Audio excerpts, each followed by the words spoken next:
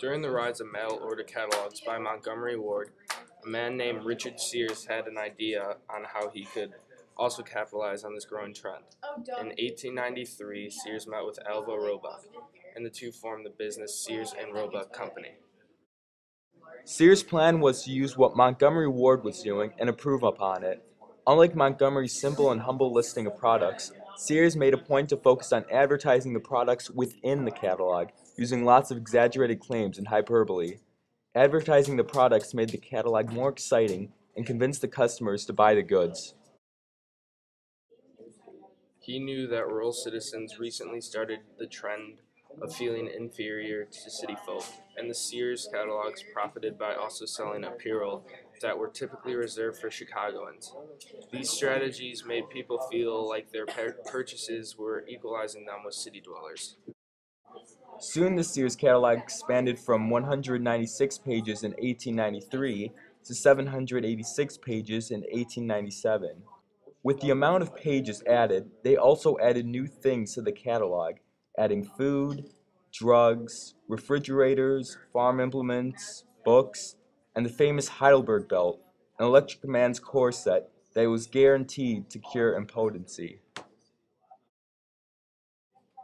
Sears' confidence resulted in huge profits for his business. Once the company gained the farmers' trust in mail order catalogs, farmers started to finally take advantage of Sears' low prices, meaning more profits for Sears.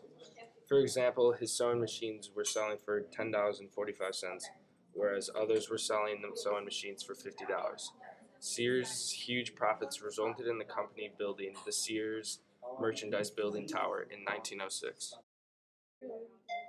Before 1872, farmers in rural Illinois had the disadvantage of having a much smaller selection of quality goods than residents in Chicago. Due to this, when a farmer wanted to buy a product that wasn't offered in any of the local shops, he'd be forced to travel up to the city and buy it there, or buy it from a retailer who sold it overpriced and lower quality. Obviously, this was a huge inconvenience, and farmers often went without goods Chicagoans could easily purchase. So in 1872, a year after the Chicago fire, a man by the name of Aaron Montgomery finally succeeded in his idea of distributing goods to rural towns by mail order after many false starts. This would be done by sending out catalogs to the small towns, which contain lists of products normally reserved only for Chicagoans.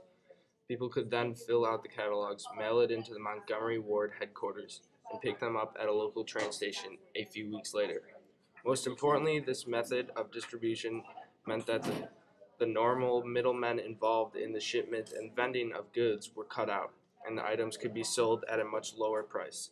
Although some towns were turned off by this idea at first, mail order catalogs inevitably dominated because of the convenience, low prices, and quality of shipments.